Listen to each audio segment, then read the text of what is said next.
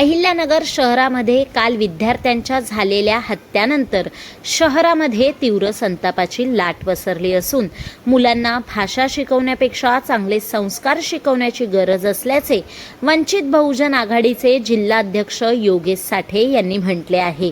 यावेळी त्यांनी एकंदरीतच बदलते शिक्षण पद्धत व संस्कारांची कमी कुठेतरी भासत असल्याचे सांगत पूर्वी शालेय शिक्षणातूनच मुलांना योग्य संस्कार दिले जात होते, परंतु आज बदलत्या शिक्षण पद्धतीत संस्कारांची कुठेतरी कमी जाणवत आहे। एकीकडे राज्यात भाषा शिकवण्यावरून वाद पेटला असताना भाषेऐवजी विद्यार्थ्यांवर योग्य संस्कारांची गरज जाणवत आहे। आजच्या पिढीला फुले, शाहू, आंबेडकर यांच्या विचारांची तसेच महामानव डॉक्टर बाबासाहेब आंबेडकर यांच्या समता, बंधुता व न्याय या शिकवणीची खरी गरज असून सरकारने याबाबत गांभीर्याने विचार करावा व मुलांच्या अभ्यासक्रमात संस्कारांचे समावेश करणे गरजेचे असल्याचे यावेळी त्यांनी सांगितले। अहिल्यानगर शहरामध्ये काल एक निष्पाप जीवाचा बळी गेला। त्या हिंदू सेवा मंडळ संचालित सीताराम सारडामध्ये ही घटना घडली, अत्यंत दुर्दैवी आणि निषेधार्थ आहे।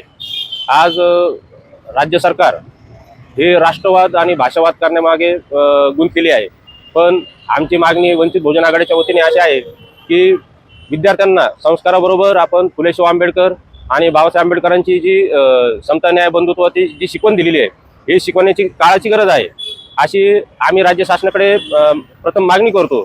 आणि याचबरोबर असा प्रश्न उपस्थित होतो की त्या विद्यार्थ्याच्या दप्तरामध्ये चाकू आला कुठून, त्याची मानसिकता ही झाली कशी, त्याच्यावर हे जे संस्कार म्हणजे ही जी खून करण्याची म्हणजे त्याची ह्या शेवटच्या स्टेजला जायची ही त्याला हे बळ आलं कुठून, हे शोधण्याचं कारण शोधलं पाहिजे। आपण याचे कारण शोधले पाहिजे।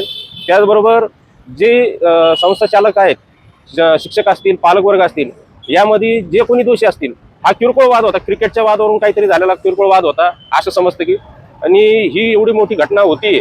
शाळेतले शिक्षक काय करत होते त्यावेळेस, तिथले शिपाई वर्ग असेल, तिथला जो स्टाफ असेल, हे काय करत होते त्यावेळेस। मधल्या सुट्टीमध्ये तुम्ही फक्त जेवायची सुट्टी म्हणून तुम्ही तुमच्या स्टाफ रूममध्ये जाऊन बसता आणि विद्यार्थ्यांकडे बाहेर लक्ष कोण देणार।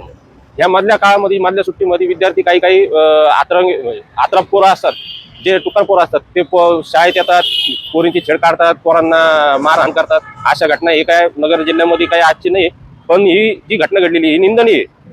ही इतकी निंदनीय की ही दुपारच्या वेळेमध्ये एवढी मोठी घटना घडूस तर ही संस्था चालक आणि संस्थेतले जे काही शिक्षक वर्ग असतील हे करत काय होते, हा असा आमचा प्रश्न आहे।